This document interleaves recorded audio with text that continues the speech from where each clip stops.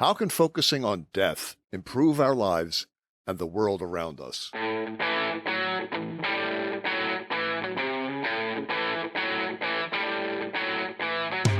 Welcome to The Hub for Important Ideas. I'm Steve James. And I'm Ken Swain. In this episode, we discuss death, death reflection, what is called the death positive movement, and related topics. We're going to play for you a recent conversation we had with Dr. Sheldon Solomon. Now, we spoke with Sheldon in his home by way of Zoom. You're going to hear his dog barking in the background. That's right. An ice cream truck outside his window. It was quite a circus. A cell phone. Yeah. Well, it's the real world, not a studio. Think of it as part of the charm. Yes, it's very long on charm, as it always is with Sheldon. There you go. Sheldon Solomon, Ph.D., is a social psychologist and professor at Skidmore College. He's best known for co-developing terror management theory with Jeff Greenberg and Tom Pazinski, which is concerned with how humans deal with our own sense of mortality. He's the author or co-author of over 100 articles and several books, and he's been featured in several films, television documentaries, and radio interviews. He co-authored the book The Worm at the Core on the Role of Death in Life with Greenberg and Pazinski, and he most recently appeared in the documentaries Planet of the Humans and Unfit. Here's our conversation with Dr. Solomon. Sheldon, welcome back to the Hub for Important Ideas. Great to be here, Steve and Ken. Thanks for having me. Hi, Sheldon. Hi. So, Sheldon, let's start with something really basic. Ernest Becker wrote, "The idea of death, the fear of it, haunts the human animal like nothing else. It is a mainspring of human activity, designed largely to avoid the fatality of death, to overcome it by denying in some way that it is the final destiny. Of all things that move man, one of the principal ones is his terror of death." So this episode is about the death positive movement, related ways of thinking about and talking about death. Can we start with your home base? What is terror management theory? Sure. Terror management theory is our effort, Jeff Greenberg, Tom Pazinski, and myself, to take Ernest Becker's ideas and to just describe them in ways that allowed us to derive hypotheses from them so that we could provide empirical support for them. And so Ernest Becker, in the passage that you just read, claims that what ultimately underlies almost every human activity, whether we're aware of it or not, is our disinclination to die. And he goes on in his books to elaborate on that idea, pointing out that we are in many ways like all other creatures to the extent that we're biologically constructed to want to survive. But we are alone amongst different forms of life in that we have the cognitive sophistication that enables us to recognize the inevitability of our own death, even in situations when our lives are not directly threatened. And what Becker argues is that if that's all that we were aware of, I'm going to die someday and I can die at any time, we'd be literally paralyzed with debilitating existential terror. Right, well, here's where the terror management part comes in. What Becker argues is that most of us don't think about death all the time, nor are we quivering blobs of biological protoplasm, and that what gives us the psychological fortitude to stand up on any given day is the belief that we're a person of value in a world of meaning. And that the way that we accomplish that is through the development and maintenance of what the anthropologists call cultural worldviews, that we all embrace long before we're aware of the fact that we even exist, culturally constructed beliefs about reality that we share with the people around us. You know, starting with that all cultures give us an account of the origin of the universe, and they tell us what we're supposed to do while we're here. And they promise some kind of immortality, either literal or symbolic, to people who behave in accordance with cultural dictates. And that, in addition to that, it gives us opportunities to feel that we're valuable by meeting or exceeding the standards of value that's associated with our social roles in our culture. So to make a long story short, or a short story long, what terror management theory proposes following Becker is that the uniquely human awareness of death gives rise to potentially paralyzing terror that we manage to the best of our abilities by trying to, at all times, fervently maintain confidence in our cultural worldviews, as well as a sense that we're valuable participants in that cosmological drama. And these are primarily unconscious. Absolutely. Processes. And very important to note that, Steve, because most people, if they hear these ideas, what folks, and very intelligent folks, often say is, no, I don't think about death at all, or I don't think about it that much. Or I'm not afraid of dying. Almost everybody says that. What's that, Ken? Yeah. Almost everybody tells you that they're not afraid of dying. That's correct. If you grew up in a Jewish family like mine in New Jersey, you're like, of course that's true. Why did it take you so long to figure it out? But most people are like, this is a cavalier nonsense. I think so little about death that it's inconceivable that these ideas have credence. And yet for Becker and terror management theory, that is precisely the point, that the primary function of cultural beliefs and self-esteem is to ward off the prospect of death, or even for it to be explicitly on our minds. So that's a great point, Ken. And your research has to do with what you call mortality salience, and what that does to a person when they become momentarily aware of their own mortality, but then they forget about that, but it's simmering there below the surface. Yeah. So, well put, Steve. So what we found, and it took us decades to really microscopically nail this down empirically, is that when death is on our minds and we're kind of aware of it, that instigates one kind of psychological defenses. We call them proximal defenses, where you just try and get death out of your mind. So you might be thinking of dying, and then you might have a pain in your chest, and you might say, wow, I got to go to the doctor to be sure that that's not a heart attack. Well, that would be like a proximal defense. It's kind of rational. It's like, I don't want to die, and so let me go do this. But you can also just say, wow, yeah, I thought about dying, but that doesn't happen to young people and fit people. So that would be kind of a proximal form of denial. You just rationalize that it's not likely to be you. But the more potent and persistent, perhaps, kind of defenses are the totally unconscious ones, where implicit death thoughts, that's a Gucci word for just death is on your mind, but you don't know it.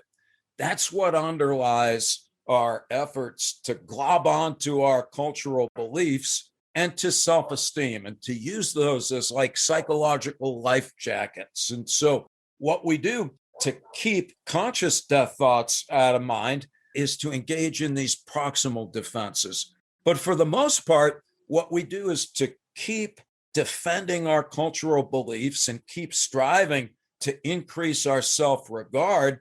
And that's the way that we ward off these non-conscious intimations of mortality that we're bombarded with almost every day in perpetuity. Is the dog barking in the background? The dog is barking in the background.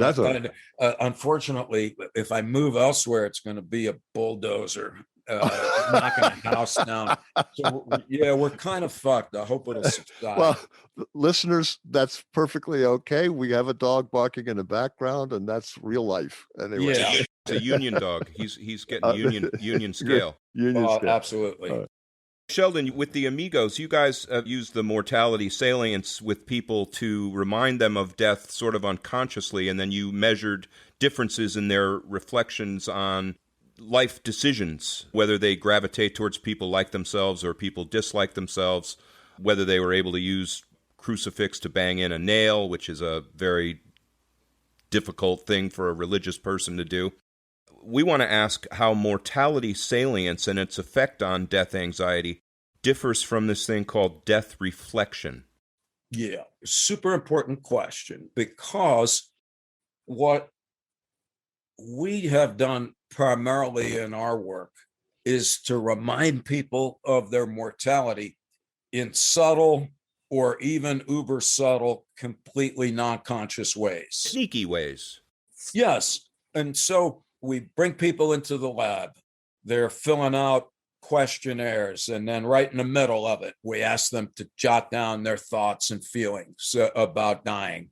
Or we have people outside of the lab. We stop them either in front of a grocery store or a funeral parlor, or back in the lab, and they're reading shit on the computer.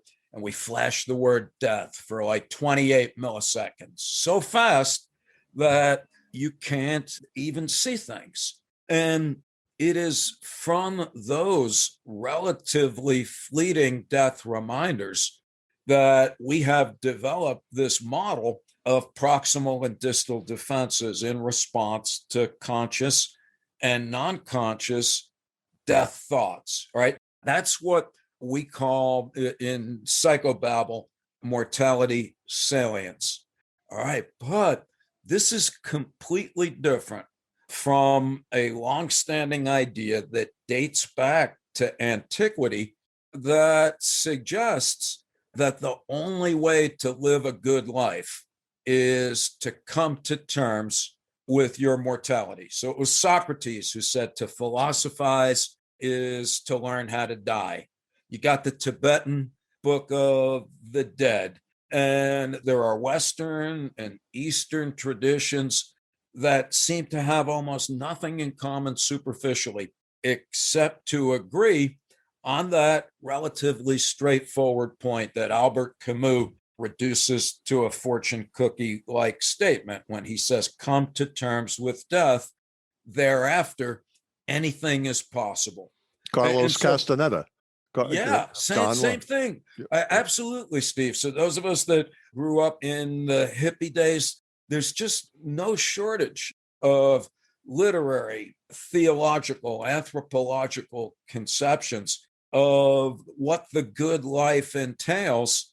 And they all suggest that it has to do with coming to terms with death somehow.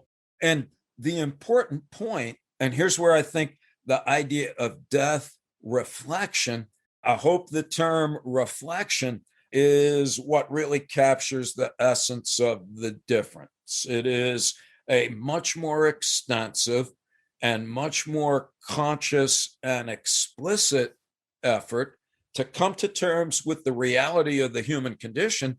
But for that to happen, you have to jump out of the terror management system, which is explicitly designed in many ways, perhaps ironically, to ensure that you never sit still long enough for that to occur.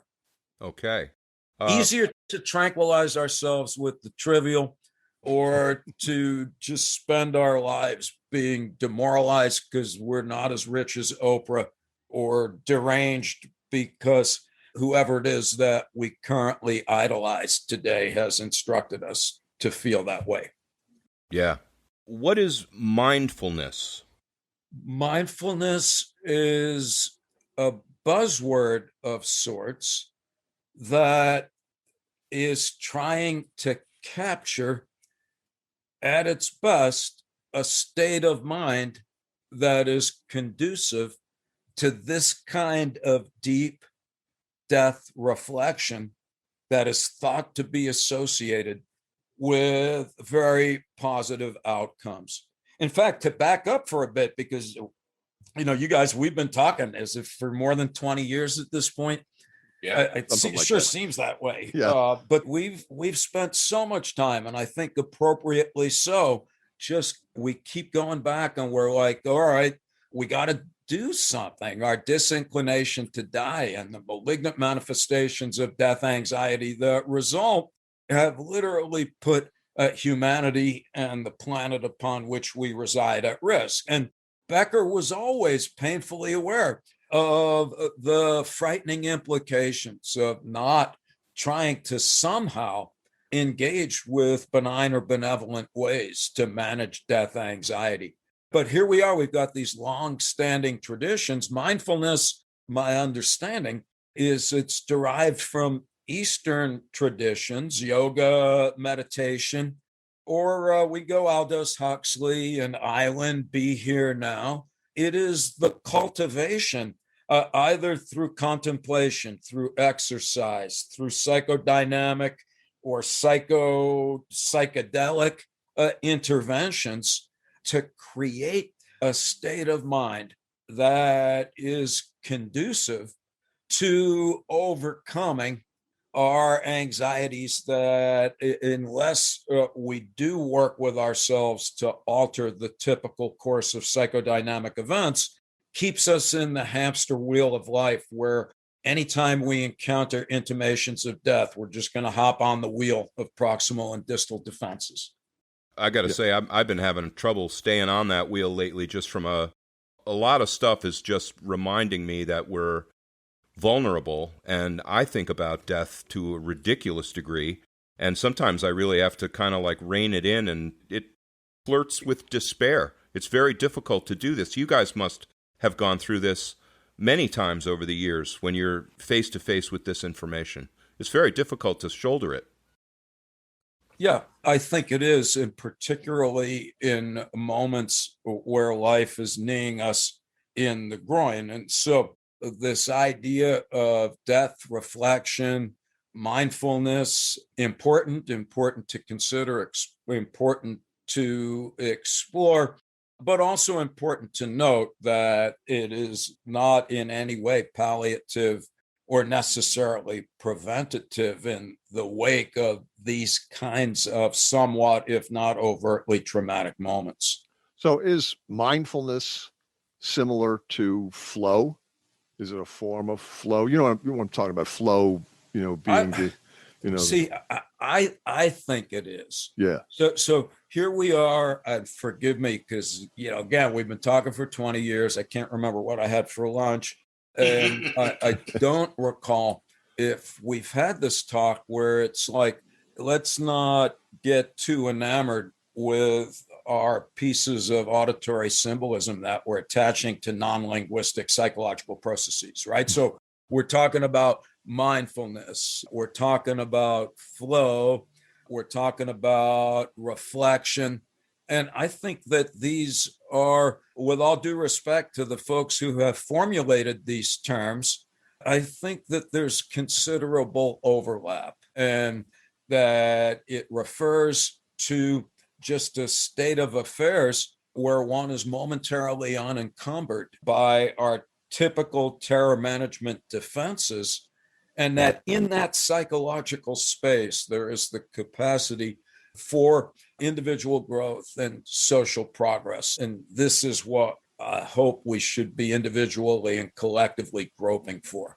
Yeah, that sounds perfect. Exactly what I'm getting out of reading these articles and this literature.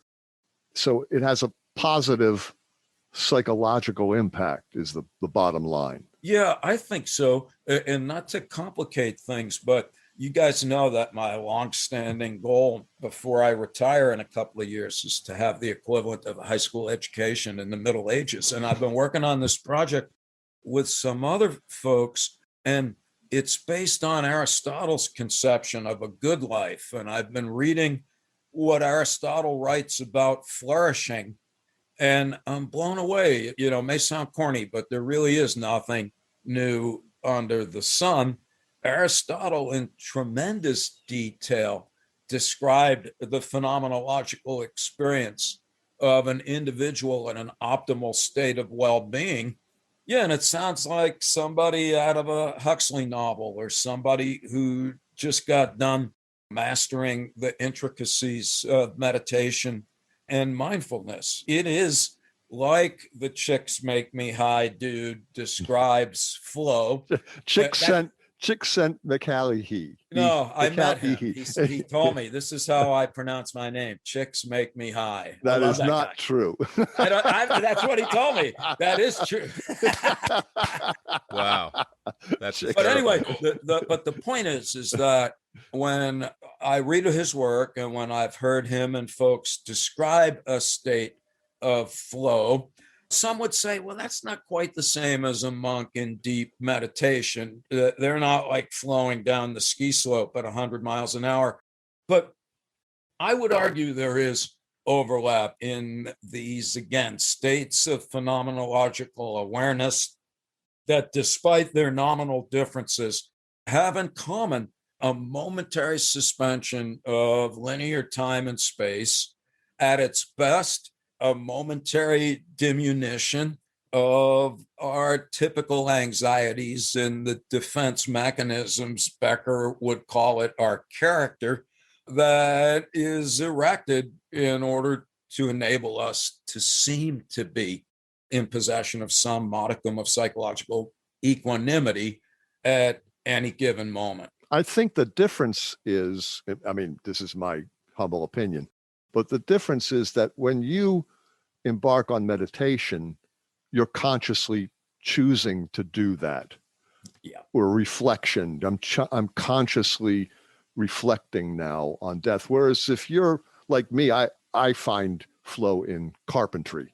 Yep. Right? Because carpentry just completely absorbs you. Yeah. It's physical, but it's also mental. It's math. You're doing fractions all the time. You're measuring. But then you have to exert forced energy to do it, and it just completely absorbs you, and you're not thinking about anything else. But I don't do carpentry as a conscious, purposeful way to overcome death anxiety. It's a byproduct. You do it because Goldie said, Steve, you better get this done. Well, there's that. Let's not forget that piece. Yeah, so in other words, you can achieve this mindfulness in non-intentional ways. I would say so, and would certainly welcome input from other folks in this regard, at least when I'm just depending on my own personal experiences. Yeah, I can remember vividly my days as a cook and the kind of flow that comes. You're feeding 300 people and you're so deeply involved that it is Zen or Buddhist like. Not that I know what I'm talking about, but the extent to which your sense of self is momentarily transcended, that's very different than the hyper conscious contemplation that is presumably associated with these meditative states that, having grown up in New Jersey, I've not yet had the privilege of partaking of. But I think they're different roads to the same outcome. Could be that different kinds of individuals are more attracted to one as opposed to the other. Maybe there's a harmonic balance of both. Interesting questions, perhaps, to be explored empirically. We've just gone through a remarkable period with COVID, and for people who study death anxiety, there could possibly never have been, maybe since 9/11, a time where people were so face-to-face with mortality questions. People are dying, they're afraid of being infected. And then there's been people in the service occupations and what they call first responders. And we want to ask, what's the relationship between death reflection and those kinds of service occupations? Great question. Let's back up and maybe talk about death anxiety or mortality salience and the service professions. Here I could speak with greater confidence. I can tell you that America has PTSD. The medical profession has been decimated psychodynamically by COVID. I don't know what the percentage is. but it's striking. The American Medical Association says the next pandemic is the mental health crisis of the service providers themselves. A large chunk of public school teachers intend to retire, and not other anecdotally, lots of other folks serving on the front line have been traumatized by these experiences. No, it is an open and important question to wonder about the extent to which these experiences have served to foster death reflection in some subset of the population, if that makes any sense. In other words, what might be crushing and traumatic for some individuals may in fact serve as a fertile catalyst for death reflection to others.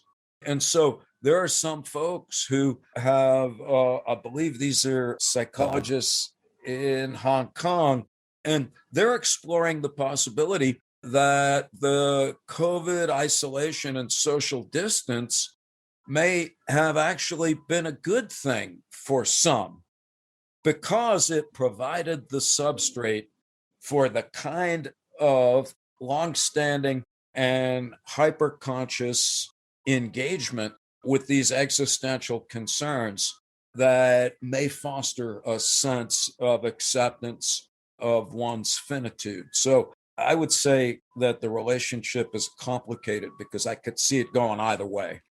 Are we hearing music in the background? Or you're hearing the ice cream truck? I thought Mr. Softy is in the background. No, Mr. Softy. If it was, I wouldn't be fucking talking to you guys. Okay. I think part of what I read in terms of like the death reflection and then the service occupations is that, and the COVID pandemic, is that as people were reflecting more on death, they're being forced to because of the emergency, the COVID pandemic, but as they thought about their own careers, what they do for a living, they then said to themselves, you know, I should be doing something for the common good. Take myself out of this money grab that I'm involved in, right? No, that's a great point, Steve. This has had that kind of potent life-altering transformation.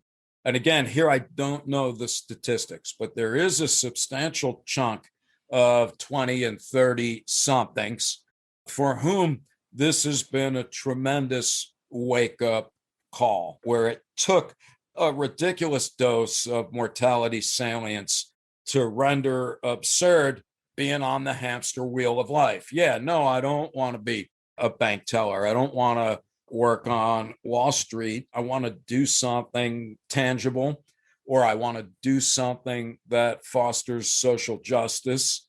That's an awesome thing. Just as many people, though, I would say, have been driven by COVID into even more, to borrow from Kierkegaard, being frenetically tranquilized by the trivial in an insatiable pursuit of money and stuff. So even here, I think it could go either way. As our late friend Dave Bodine would say, chasing the almighty dollar. There you go. Yeah. So we've been talking with social psychologist Sheldon Solomon about death and a broad range of topics. We're going to take a short break. Don't go anywhere. Sheldon's going to go out and get an ice cream. Oh, absolutely. Okay, we'll be right back.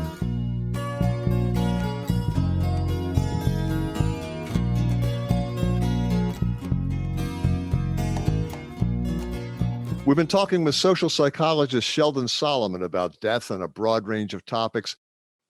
Sheldon, what does aging have to do with mortality salience and topics like work motivation? Probably quite a bit.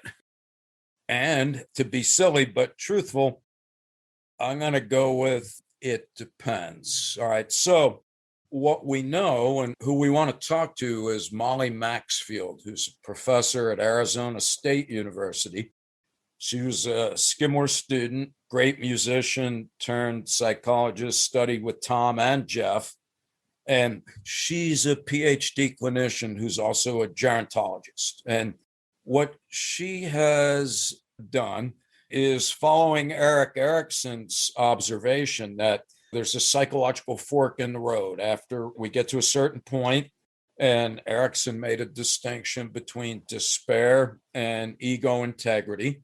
He said some people, as they get older, they get angry and fearful at the prospect of dying. Life doesn't seem to have much meaning, and they really don't think too highly of themselves. Another group of individuals, as they get closer to death, life gets even more meaningful. And while they're admittedly apprehensive about dying, they see it as a perfectly reasonable price to pay for the privilege of having been alive in the first place. And so what Molly and her colleagues and Jeff and Tom have done are experiments showing that when some elderly folks are reminded of their mortality, they become even more defensive, but others become less defensive. And what appears to differentiate between which way one goes has to do with, and this was counterintuitive, it's executive control. So people that are neurologically intact, they're the ones that as they get older seem to come to a better position psychodynamically vis-a-vis their relationship with mortality. They don't respond as defensively. And as they get older, they seem to be more concerned with not what they have, but rather what they leave behind. And it's the folks that are crumbling a bit neuroanatomically that tend to become more rigid and defensive in light of their age, right? When you talk about work motivation, same thing. I saw in the New York Times a week or two ago, some professor, was it Eric Kandel? Anyway, the guy won a Nobel Prize when he was 60. He's like 90 and still plugging along. Life is incredibly meaningful in his case, and this is manifested in the work that he does, from which he derives an extraordinary amount of meaning and value. And my understanding is that there is a chunk of humanity for whom work is like that. And as they age, they're no less interested in it. Other folks, for a variety of reasons, not all necessarily having to do with whether the work is rewarding or not, they're eager as they get older to see this as a point to transition from a vocational phase to one in which they have a different phase of life to look forward to. How about meditation? Everybody's talking about meditation. Is it helpful according to current research? Great question, Ken. Depends who you ask, and it depends who you study and what you look for. So we meaning Jeff Greenberg and the people I worked with at the University of Kansas, we did some studies where we compared experienced meditators with a matched control group of people, where we just brought the meditators into the lab, had them meditate for an hour, brought the other people into the lab, had them do whatever they wanted, just rest for an hour. And we didn't find any difference on a host of autonomic and neuroanatomical measures. And we're not the only folks who have failed to find a difference. You never hear this. You never, ever hear this. No, you won't. Same thing with biofeedback. So biofeedback works, and so does sitting on your ass for the same amount of time. Ditto for meditation, but let's remember that it's easy to find nothing if that's what you're looking for. It was not our intent to debunk meditation. And I say this because anybody who was actually there watching what the meditators were doing as we watched them with their permission through a one-way glass, these guys made my psychedelic infused days of college and graduate school look like some Baptist teetotaling picnic. In other words, I believe that there are important psychodynamic elements to meditation. Moreover, Tom and his students have done work with Buddhists in Korea, and they've done studies where they have done meditation and mindfulness training in the United States and have shown that it is remarkably effective for diminishing defensive reactions to death reminders, whereas just sitting around, as relaxing as it is, does not produce the same effect. So back to your question, Ken, their meditation, again, as far as I know, it goes back to antiquity, and that every religious and even philosophical tradition encourages states of mind where you sit the fuck still long enough. They all have respirational components, and they're all directed at clearing the mental horizon from the psychological debris that accumulates over the course of a day in conjunction with the overriding state of mind, which tends to be a crassly linear and pragmatic one. And it sure seems to be a sincere effort to create the kind of mental space that's conducive to death reflection and life reflection too, for that matter. Wow. I'm really glad we had a chance to talk about this, because Yeah, I me too. read that article following the research you're talking about, and it sounded tremendous, it sounded fascinating. But also chanting, Buddhist chanting, Yeah. is another form of just quieting your ego, Yeah. engaging in a repetitious activity that enables you to reflect quietly to yourself, all of this. But some of it has really negative consequences that I've seen. People chanting for money, for example, chanting for success, that kind of thing. You see that as well. Sheldon, what is the death positive movement? We've seen this. Caitlin Doughty, I believe, started it. You know her, the Ask a Mortician lady. Yep. Yeah. But this whole death positive movement sort of revolves around some of the things we're talking about. What is your understanding of death positive? I mean, absolutely, Steve. My understanding is that the death positive movement writ large is the antithesis of the denial of death, as Becker described it in general, and most particularly as a description of contemporary Western culture. So Becker's point is that all cultural worldviews try and obscure the reality of death, but some do it to the extent of essentially stifling life. And so here we are in the West. Most people have never seen a dead person. When somebody gets old, we don't want to live by them. You got to move to Florida and hit the shuffleboard court.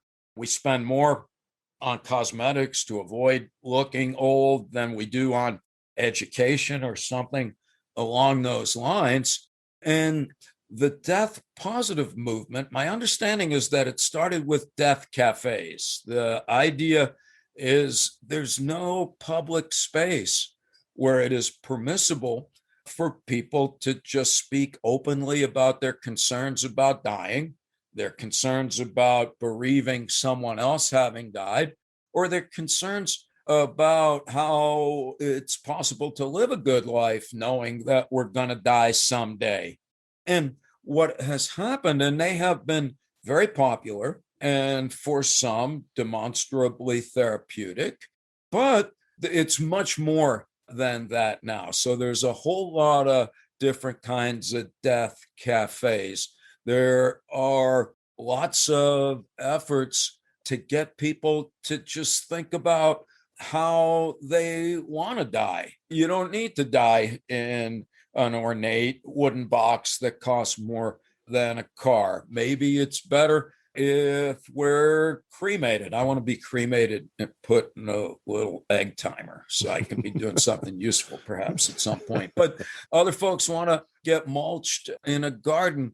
But I think that the movement in general is really wanting to just raise attention to this idea, come to terms with death. Thereafter, anything is possible. I think it's based on what follows naturally from Becker's ideas. If death denial is what ultimately underlies the fact that when we remind people in our studies that they're going to die, they hate people who are different, they support fascists like Orange Hitler, I mean, Donald Trump, they're uncomfortable with their bodies, they trash the natural environment, it magnifies psychological abnormalities.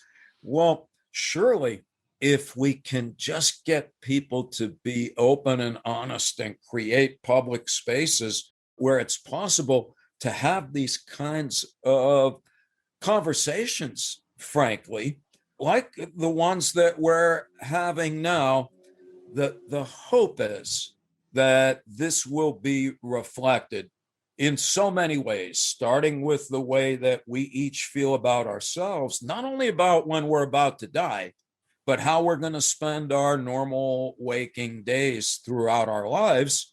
But the hope is that there'll be cascading effects in a rippling fashion that will benefit everybody. I don't want to sound too Walt Disney, but if it's death anxiety that underlies our hostility to people who are different, if it's death anxiety that impel lots of people to embrace the big lie and still think that Donald Trump won the election, if it's death anxiety that's making about a third of the morons, I mean, American citizens that refuse to be vaccinated because they're hanging on to dear life to a delusion in order to reduce existential uncertainties, well, then this death positive should be number one on our to-do list. Like anything, however, there's always a danger because this being America and people being people, it doesn't take long for any good idea to be monetized and commodified. And so my fear, just like any good thing, is that it might, under non-optimal circumstances, be reduced to yet another means to deny death rather than to come to terms with it in an uplifting fashion. Well, it just seems that, and Ken and I have talked about this, and you and I talked about this briefly, there is, and I agree with the whole death positive concept, and you're absolutely right. It flows right out of Becker. If death anxiety is the cause of so many social ills, well, let's just embrace death and be aware of death and reflect on death and all these things. And we might thereby reduce these social problems. But, always a but, what bothers me is this idea of death being a taboo, a topic that we don't talk about. We don't talk about that in polite society. We use words like past, and they've gone on to their reward, or they're going to be with Jesus, those kinds of things. She's in a better place. She's in a better place. And we look at this from a 21st century secular perspective and say, oh, well, we know better. We know better than the ancients. We know better than those people who lived thousands of years. And you say, well, wait a minute. Maybe they had a good reason to not be glib about death, not stand up in the pulpit and say, well, Joe took a dirt nap today. Maybe the ancients had a taboo against speaking about death because they were afraid of a slippery slope. They were afraid that if you became too cavalier about death, well, the next step is murder. And Jared Diamond talks about that in the traditional societies, murder was a very common way to die.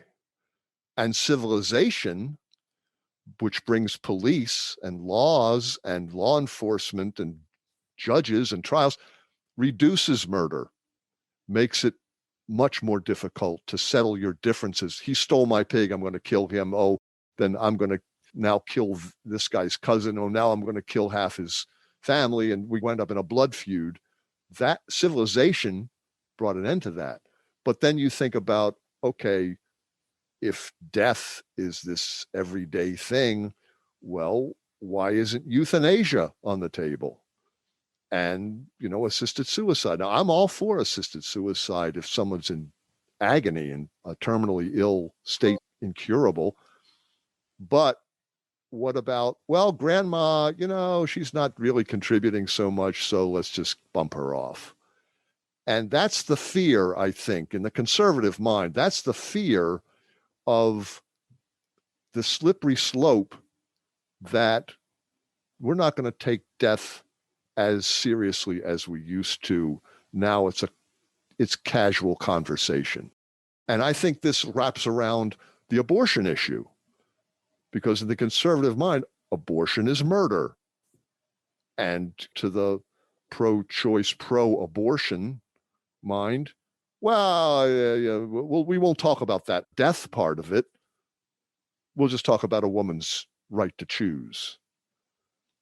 This death thing is complicated. It's not as straightforward as the death positive people would lead us to believe. That's my reaction. That's my concern. And I'm not saying I disagree with them. I'm just saying there are real concerns when we get into this. Yeah, absolutely. And without defending the folks who represent this, I don't know if we want to call it a movement, at their best, they would be receptive to dynamic conversation in these venues in the spirit of clarification and refinement. So, yeah, I think you're quite right.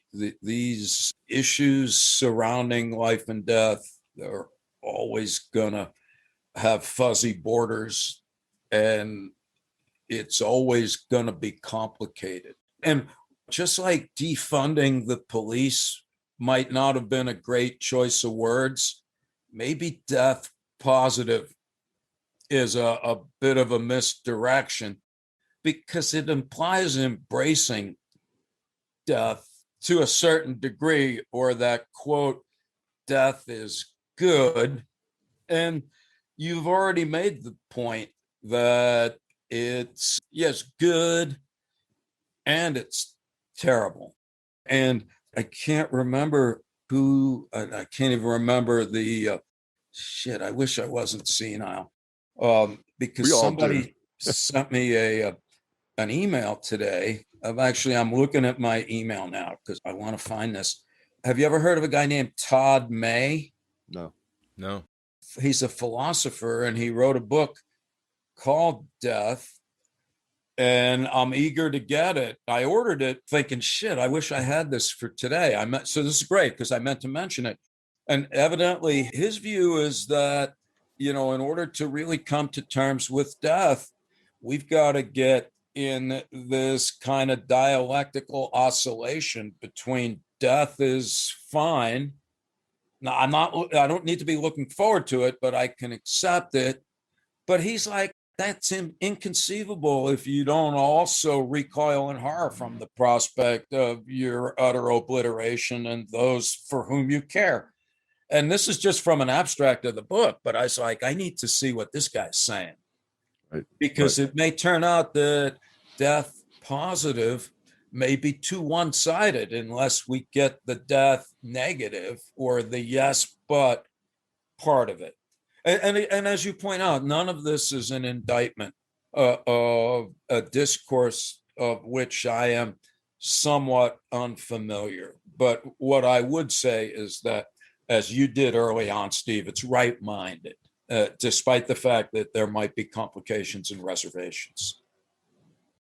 So all these concepts, death positive, death reflection, mindfulness, in your estimation, do they offer the individual a way to live a better life? And do they offer society a way to make the world less of the mess that it's in at the present. Yeah, I mean, I hope so. Remember that Freud called neurosis dreaming while awake. Plato in the cave says it's time to get out of the cave and fucking wake up. Bob Marley is like, wake up and live.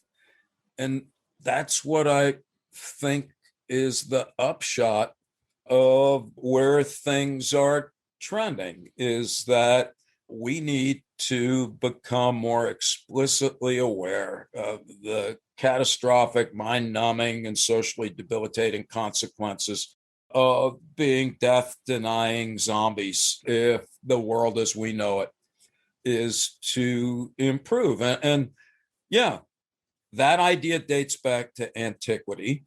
Some people have gotten there. I would submit most of us have made no progress since we split from the lemur 60 million years ago, our last solitary primate ancestor. But I think this raises really a host of questions that I look forward to exploring a bit. And that's, well, how do we do it? In other words, we talked about mindfulness. We talked about meditation. We talked about flow, all in the service of coming to terms with death. But I think the next step, metaphorically, is to pull open our skulls and to look under the hood psychodynamically, to consider what that would actually entail. And I've been working with some folks, and they have a construct called existential maturity that I'm enamored with. Because Geza Roheim, the psychodynamically oriented anthropologist, one of Freud's guys, he just said civilization is like a baby that's afraid of the dark. And we've joked over the years that it's time, humanity is in diapers. It's time for us to grow up. And so, yeah, next step in my mind, for my own sake, is to be able to be a bit more articulate about what the underlying psychological process would look like for an individual making strides in that direction. And let's hope that we can do that in the relatively near future. In what we were reading, one of the authors pointed to Ebenezer Scrooge in Charles Dickens' A Christmas Carol. Yeah. And that's a perfect example. Here's a guy, he's just absorbed with making money and treating poor Bob, what's his name? Cratchit, like dirt. And, he's just won't give money to the poor and all. And then he comes in contact with these spirits that show him his death. It's imminent. And that when he dies, no one's going to care. They're like just going to talk crap about him, while he's lying there dead. And he either wakes up or comes to some realization that I got to change my life. I've got to be more considerate and generous. It's an amazing story that Dickens writes, and it's so much in tune with what we're saying. Absolutely. He's confronted with his own mortality, and he has to change. Anything you want to add, Sheldon? Not really, except that I'm being silly and a little self-serving. But I had no idea what we were going to talk about today, except superficially. And I found this, again, selfishly, quite intriguing to just have to kind of articulate, maybe for my sake. And we've kind of danced around the edges of these notions for a long time. But for whatever reason, I like that we're moving in a more head-on direction. Yeah. Folks, we've been talking with Sheldon Solomon about death positive and death-related subjects. Sheldon, thank you once again for another excellent conversation. It's my pleasure. Always a joy to talk to you both, and let's do it again soon. Sorry, It wasn't in person as it was supposed to be, but maybe sometime later in the summer we can try to revisit that note. Yeah, absolutely. Let's, if you guys are up for it, and if we're not overridden by violence, virus, or fascism, or some combination thereof. I'll be there. Great. Greg, we have a lot more to talk about. Excellent. Thank you so much. Okay. Thanks, Sheldon. We've been talking with Sheldon Solomon on death reflection, mindfulness, and death positive. So, Ken, what are your takeaways? Well, Steve, Sheldon repeats an idea that he said in past conversations, but it's worth repeating again. That the only way to live a good life is to come to terms with our mortality. Absolutely. And death reflection is one of the ways to do that, as is mindfulness, a buzzword of sorts that is trying to capture a state of mind that is conducive to this kind of death reflection that is thought to be associated with very positive outcomes. The bottom line is that coming to terms with death has a positive psychological impact. We talked about how you can also achieve this mindfulness in non-intentional ways, like working. Your sense of self is momentarily transcended, which is very different than the hyper-conscious contemplation, like meditation. Sheldon says that he and his partners are not the only folks who have failed to find autonomic and neuroanatomical differences between meditation and doing nothing. But he goes on to say that he believes that there are important psychodynamic elements to meditation. One of his partners, Tom Pasinski, and his students have done work with Buddhists in Korea, and they've done studies where they've done meditation and mindfulness training in the United States and have shown that it's remarkably effective for diminishing defensive reactions to death reminders, whereas just sitting around does not produce the same effect. Sheldon said that the death positive movement is the antithesis of the denial of death as Ernest Becker described it in general, and most particularly as it relates to contemporary Western culture. He says if it's death anxiety that underlies our hostility to people who are different or are hanging on to a delusion in order to reduce existential uncertainties, well then death positive should be number one on our to-do list. Like anything, however, there's always a danger because this being America and people being people, it usually doesn't take long for any good idea to be monetized and co-opted. His concern is that, like any good thing under non-optimal circumstances, it could be reduced to yet another means to deny death rather than to come to terms with it in an uplifting fashion. And this is always a concern. Yeah. And he emphasizes that these issues surrounding life and death are always going to have fuzzy borders, and it's always going to be complicated. Right. Yeah, Sheldon says we need to become more explicitly aware of the catastrophic, mind-numbing, and socially debilitating consequences of being death-denying zombies if the world is to improve. And hopefully to that end, we plan to explore existential maturity sometime in the near future.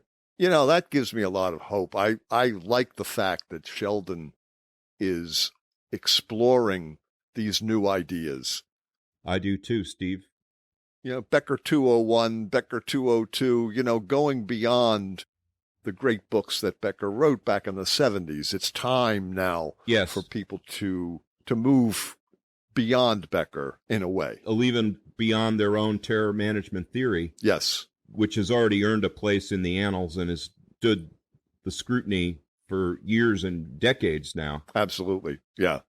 So, important ideas, Steve. As always, important ideas. As always. So, folks, join us next time. Like us on Facebook. Please recommend us to your friends. You can find us at www.thehubforimportantideas.com. And support us on Patreon at www.patreon.com/thehubimportantideas. We are 100% listener supported. And please check out our documentary video series, Conversations with Solomon, Exploring Human Motivation, now on YouTube. Thank you, everyone, for listening to The Hub for Important Ideas. I'm Steve James. And I'm Ken Swain. Stay safe, everybody. Stay well. This has been a Contemporary Heroism Initiative production.